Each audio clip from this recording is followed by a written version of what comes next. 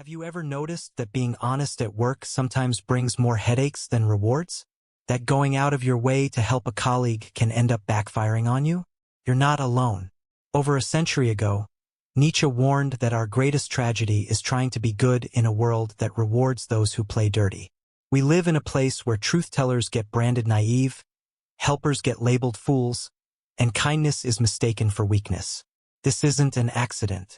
The German philosopher identified a twisted moral framework he called herd morality. He argued that society invented rules favoring the mediocre, rules that declare humility and silence as virtues so they could control those with real strength. Imagine you're the kind of person who prefers direct conversations over gossip. You'd rather address problems openly instead of whispering behind backs. But you'll quickly discover something disturbing. Your honesty bothers people more than others' lies. Coworkers whisper, "They don't get how the world works." Suddenly, your integrity feels like a liability. Why does doing the right thing make you the problem? Nietzsche would say it's because your morals make you predictable, a roadmap for manipulation.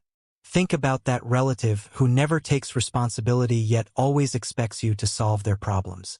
When you help, they don't thank you. When you don't, you become the family villain. Society has built a trap that turns your goodwill into obligation, your inner strength into forced servitude. On a larger scale, our modern world reinforces this pattern. Speak up and you're called aggressive. Stand out and you're accused of arrogance. Refuse to be stepped on and you become a nuisance. Meanwhile, the real power players, the ones smiling politely while scheming behind the scenes, get promoted as the good citizens. But here's something few people realize. Nietzsche's will to power isn't about dominating others. It's about expressing your true self, the power to create, to grow, to live authentically. Think of a seed driven to break through soil toward the sun. It doesn't choose to grow. Its nature compels it. Yet many of us learned early that ambition and personal strength are selfish. You apologize for success. You quiet your dreams. You treat desire as a sin. I once knew a brilliant woman who spent decades apologizing for her intelligence. She hid her talent as if it were a crime. But self-erasure isn't kindness, it's terror. When you dim your own light, you're not protecting anyone. You're feeding a system that profits from extraordinary people feeling guilty for being extraordinary. True power isn't walking over others. It's refusing to let anyone walk over you. It's using your gifts to build something meaningful, even if that unsettles those comfortable with mediocrity. Suppressing your nature isn't virtue. It's cowardice. And the world senses cowardice like a predator smells fear. So how did we get here? Nietzsche pointed to a specific poison, turning suffering into a sacred virtue. I'm not attacking faith, but a perverse belief that endless sacrifice is saintly. You know the type, those who compete in the Olympics of suffering, parading exhaustion like medals. Everyone cheers, but look into their eyes. Are they fulfilled or chained to pain for attention? This isn't goodness. It's an addiction masquerading as virtue. We've been programmed to believe that pleasure is sin, joy is shallow, happiness is selfish. Good people must carry the weight of the world and regard personal needs as luxuries. This mindset spawns generations who sabotage joy, invent pain, because they equate value with suffering. That, Nietzsche argued, is the epitome of slave morality, a morality that punishes strength and glorifies victimhood. Lurking behind much of this pseudo-goodness is resentment, the most poisonous form of morality. Resentment fumes from someone who's given up on their own life, so they dedicate themselves to tearing down others. Ever met someone who nitpicks success and mocks happiness? Their moral outrage masks pure envy. They've surrendered their dreams and now police everyone else's.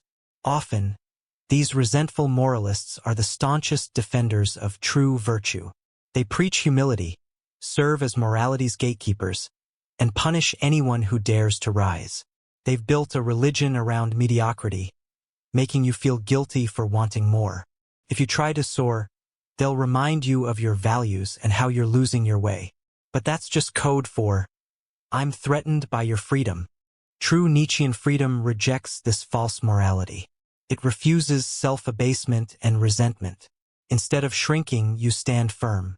Instead of collapsing under criticism, you declare, "This is who I am." And guess what? When you refuse to play by the herd's twisted rules, people get uncomfortable. They whisper about how uptight or inflexible you are. But their discomfort is just fear. They fear their own weakness. Let's dig deeper into how society twisted suffering into its own badge of honor. You know the type, the ones who treat exhaustion like an Olympic sport. They parade their long hours, their sleepless nights, as if each ache and complaint were a medal around their neck. Everyone applauds their sacrifice, calling them saints or warriors. But have you ever wondered if they're actually fulfilled? Or if they're trapped in a cycle where pain equals worth? This isn't true goodness. It's emotional addiction dressed up in virtue. We've been taught that seeking pleasure is sinful, that joy is shallow, that a happy life is a selfish one. Good people, we're told, should bear the world's burdens silently. Our needs become luxuries. Our desires are treated like mortal sins. So we end up sabotaging our own happiness, inventing new reasons to suffer because we've internalized the idea that life must hurt to be meaningful. Nietzsche called this slave morality. It's a system that glorifies weakness and punishes strength. If you're driven, ambitious, or honest, you're labeled aggressive or arrogant. But if you grovel, complain, and play the victim, you're celebrated as a moral exemplar. Think about it. Who gets sympathy, the person who owns their power and choices, or the one who portrays themselves as helpless? And lurking behind much of this supposed virtue is something far uglier. Resentment. Pure, bitter resentment. It's the fuel of those who can't live their own lives, so they dedicate themselves to policing everyone else's. Ever met someone who nitpicks success, mocks achievement, and finds flaws in anyone who dares to be happy?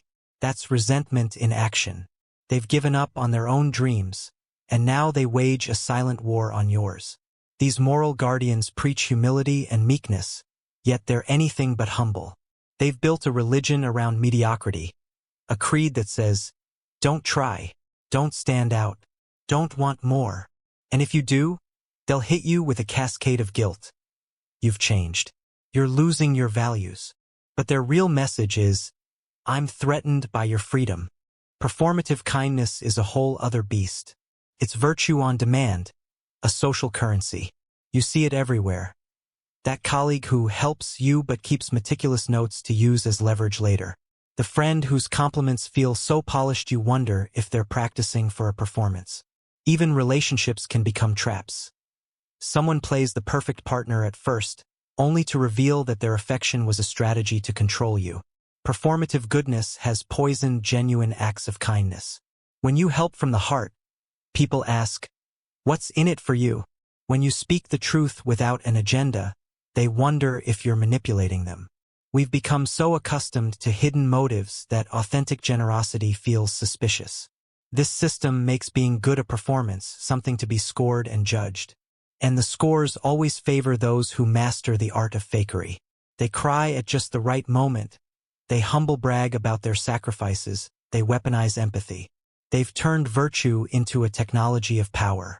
But Nietzsche didn't call us here to condemn everyone. He pointed to a higher possibility, what he called the overman or the free spirit. This isn't some godlike tyrant. It's someone who creates their own values instead of swallowing the herd's. A free spirit asks, why is this right? Rather than repeating, this is what they told me. So what would true goodness look like? Imagine being honest not because you fear divine punishment or office politics, but because truth feels like clear water in your lungs. Imagine helping others not out of guilt or obligation, but because it lights up something deep in your soul. That's goodness without resentment, without martyrdom, without need for applause. Picture the person of integrity as a solitary oak in a vast field. It doesn't seek the forest's approval, yet its roots reach deep water. It stands alone, unshaken by winds of gossip or waves of conformity. And there are people who recognize that integrity. They may not understand you fully, but they feel safe around you because they know you won't switch masks for convenience. Nietzsche also warned of two tragic fates for such solitary souls. One destiny is to remain too open, too trusting, to the point of being repeatedly betrayed, like a lamb in a jungle of wolves. The other is to wall yourself off completely, to become a saint, a hermit, an untouchable idol. You preserve your purity, but you lose the very thing that makes us human. Connection. Is there a third way? Nietzsche believed there was. He described the warrior sage, wise as a serpent, innocent as a dove. This person knows the world's cruelty but doesn't let it infect them. They fight when necessary, but they create first. They understand the dirt yet refuse to get dirty. Imagine a flower bursting through a crack in concrete. Fragile, yet impossible to ignore. This is the silent warrior of goodness. Conscious, deliberate, a force of nature. They don't need fanfare. Their weapon is unshakable integrity. Their strategy, absolute consistency. Their victory, staying true to themselves amid chaos. These silent warriors tell the truth when lies are the norm. They persevere when giving up is easier. They refuse to sell out no matter the price. They love intelligently, not blindly, choosing care over contempt even when scorn is the safer route. But the most remarkable thing? This kind of goodness can't be extinguished. Unlike the passive saint, this warrior grows stronger with every blow. Their spirit is like tempered steel, hardened by trials but never broken. They move through a collapsing world without being crushed by its debris. When you see someone like this, it's impossible not to feel something shift inside you. They remind you that goodness isn't a sacrifice. It's creative power. It isn't about saving the world in one stroke, but about planting seeds of beauty in broken places. True goodness becomes your masterpiece, your unique answer to chaos. It's the painter who paints because the vision demands it, not to sell a canvas. It's the poet who writes because words need to escape their throat. When goodness flows from your essence, it's contagious. Teaches without lecturing, uplifts without demands. People feel calmer, clearer, braver around you, even if they can't pinpoint why. You leave behind traces of hope, small paradises in a world that's often harsh and gray. Your mission isn't to rescue everyone. It's to be proof that authentic goodness is still possible. You're not aiming to eradicate evil. You're showing it's not inevitable. You're signing history with your choices, ensuring something sacred doesn't vanish in the darkness. And maybe the greatest victory isn't convincing everyone to follow you, but refusing to let the world change you into its cynical shape. Keeping that flame of authentic kindness alive, despite the winds of envy, fear, and mediocrity, is your most precious work. It's your silent art, your invisible gift to humanity. Maybe true goodness isn't about surrendering, it's about fighting. A silent war against everything that dims life, kills beauty, or buries truth. Picture yourself as that warrior sage Nietzsche imagined, armed not with swords, but with unshakable integrity. Your weapon is your word, your fortress, your unwavering principles. You don't lash out, you stand firm. You don't spread hate, you spread clarity. Each day you choose to create instead of collapse. When everyone around you shrinks to avoid conflict, you expand to embrace possibility. When gossip flows like water, you offer honesty like a lifeline. When mediocrity raises its dull banner, you raise your own, embroidered with excellence and courage. You don't aim to conquer people. You aim to conquer falsehood, doubt, and despair. This isn't martyrdom. It's mastery. You're not passive, waiting for others to approve your virtue. You actively cultivate it, refine it, and wield it with precision. You protect yourself from exploitation not by shutting down, but by setting clear boundaries. You love wisely, extending kindness to those who deserve it, and compassion to those who don't yet. You don't need an audience. Your impact isn't measured in likes or comments. It's measured in subtle shifts. A friend who dares to speak their truth after seeing you speak yours. A colleague who stands taller because you stood firm. These ripples matter more than 1,000 well-done messages. Oddly, silence can be your loudest statement. When everyone yells for attention, you remain calm and composed. Your quiet confidence unsettles those who depend on chaos. They'll wonder, what's going on with them? Why aren't they panicking? And in that hesitation, they glimpse a different way, a way of composed resolve. There's an art to this. It's not about perfection. It's about consistency. You might falter, you might question yourself, but you recommit. Every decision, every action, becomes an affirmation of your highest self. You become like that flower pushing through concrete, unexpected, defiant, and utterly alive. Living this way is no small feat. You'll face backlash from people who profit off your doubt. You'll endure whispers, eye rolls, maybe even open hostility. But remember, resistance is proof you're on the right path. The world's dirt only polishes the gem within you. And the reward isn't recognition, it's inner freedom. Freedom from the voices that once dictated your worth. Freedom to pursue your own niche, unhindered by others' agendas. Freedom to build without needing permission. Freedom to flourish, no matter how barren the landscape around you might seem. If you felt trapped by others' expectations, by that relative who guilt trips you, by colleagues who exploit your honesty, by friends who demand your goodwill without reciprocation, know this: you can break free. You can redefine what it means to be good on your own terms. You can wield kindness as strength, not weakness. This radical goodness, this creative power, is contagious. When you live it, others catch a glimpse. They start to question their own compromises.